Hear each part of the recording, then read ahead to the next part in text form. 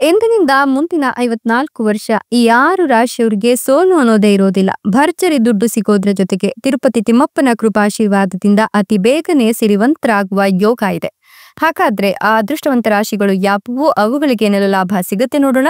ಅದಕ್ಕಿಂತ ಮೊದಲು ತಿರುಪತಿ ತಿಮ್ಮಪ್ಪನಿಗೆ ಭಕ್ತಿಯಿಂದ ಲೈಕ್ ಕೊಟ್ಟು ಪ್ರತಿದಿನ ದಿನ ಭವಿಷ್ಯ ತಿಳಿಯಲು ನಮ್ಮ ಚಾನೆಲ್ ಅನ್ನ ಸಬ್ಸ್ಕ್ರೈಬ್ ಮಾಡಿ. ಹಾಗೆ ಬೇಗನೆ ನಮ್ಮ ವಿಡಿಯೋದ ನೋಟಿಫಿಕೇಶನ್ ಪಡೆಯಲು ಬೆಲ್ ಬಟನ್ ಕ್ಲಿಕ್ ಮಾಡಿ, ಆಲ್ ಅಂತ ಕ್ಲಿಕ್ ಮಾಡಿ. ನಿಮ್ಮ ಜೀವನದ ಸಕಲ ಸಮಸ್ಯೆಗಳಾದಂತಹ ಸತಿಪತಿ ಕಲಹ, ಪ್ರೀತಿಯಲ್ಲಿ ಮೋಸ, ಭೂಮಿ ವಿಚಾರ, ಕೋರ್ಟ್ ಕೇಸ್, ವ್ಯಾಪಾರ, ಹಣಕಾಸಿನ ತೊಂದರೆ, ಸಾಲಬಾಧೆ, ಸ್ತ್ರೀಯರ ಗುಪ್ತ ಸಮಸ್ಯೆ, ಹೀಗೆ ಹಲವಾರು ಸಮಸ್ಯೆಗಳಿಗೆ ಶಾಶ್ವತ ಪರಿಹಾರ ಮಾಡಿಕೊಡ್ತಾರೆ. ಡಿಸ್ಪ್ಲೇ ಮೇಲೆ ಕಾಣ್ತಕ್ಕಂಥ ಗುರುಜಿ ನಂಬರ್ಗೆ ಒಮ್ಮೆ ಕರೆ ಮಾಡಿ ನೋಡಿ. ಹೌದು, ಈ ರಾಶಿಯವರಿಗೆ ಇದೀಗ ಇಂದಿನಿಂದ ಮುಂದಿನ 54 ವರ್ಷ ಏನಿದೆ ಸೋಲು ಅನ್ನೋದೇ ಇರೋದಿಲ್ಲ. ತಿರುಪತಿ ತಿಮ್ಮಪ್ಪನ ಕೃಪಾಶೀರ್ವಾದ ಇರೋದ್ರಿಂದ ಭರ್ಜರಿ ದುಡ್ಡು ಸಿಗೋದ್ರ ಜೊತೆಗೆ ಅತಿ ಬೇಗನೆ ಸಿರಿವಂತಿಕೆಯನ್ನ ಪಡ್ಕೊಳ್ತಾರೆ ಅಂತ ಹೇಳಬಹುದು.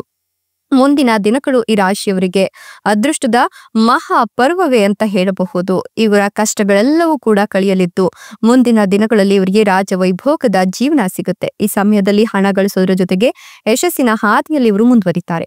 ಜೀವನ ಶೈಲಿಯಲ್ಲಿ ಸಕಾರಾತ್ಮಕ ಬದಲಾವಣೆಗಳನ್ನ ಕಾಣೋದ್ರ ಜೊತೆಗೆ ಪ್ರೇಮ ಸಂಬಂಧಗಳಲ್ಲಿ ಮಾಧುರ್ಯವನ್ನ ಕಂಡುಕೊಳ್ತಾರೆ.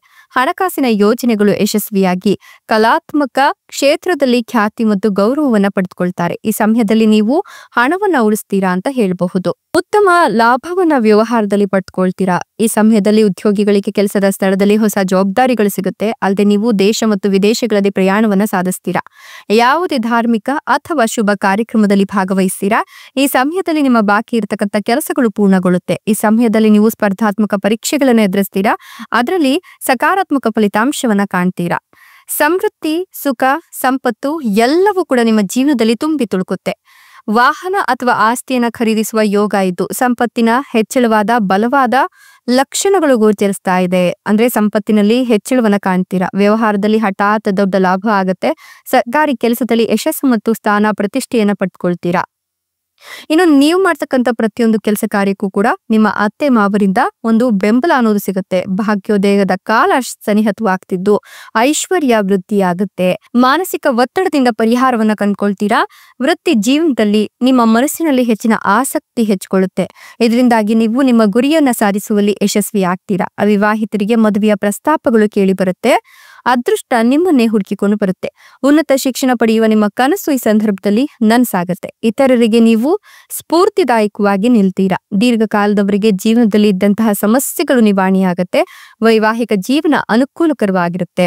ಇನ್ನು ಶಿಕ್ಷಣ, ವಕಾಲತ್ತು ಕ್ಷೇತ್ರಗಳಿಗೆ ಸಂಬಂಧಿಸಿದಂತವರಿಗೆ ಬಹಳ ಪ್ರಯೋಜನ ಸಿಗುತ್ತೆ. ನೀವು ನಿಮ್ಮ ಸಂಗಾತಿಯೊಂದಿಗೆ ಉತ್ತಮ ಸಮಯವನ್ನ ಈ ಸಂದರ್ಭದಲ್ಲಿ ಕಳೀತಾ ಹೋಗ್ತೀರಾ. ವೃತ್ತಿ ಕ್ಷೇತ್ರದಲ್ಲಿ ಪ್ರಯೋಜನಗಳನ್ನ ಕಾಣ್ತೀರಾ. ಹೊಸ ಉದ್ಯೋಗಗಳಿಗೆ ಅನೇಕ ಅವಕಾಶಗಳು ಸಿಗುತ್ತೆ. ಕಠಿಣ ಪರಿಶ್ರಮ ಮತ್ತು ಅದೃಷ್ಟದಿಂದ ನೀವು ಕುಟುಂಬ ವ್ಯವಹಾರವನ್ನ ಹೊಸ ಎತ್ತರಕ್ಕೆ ಕೊಂಡೊಯ್ತೀರಾ.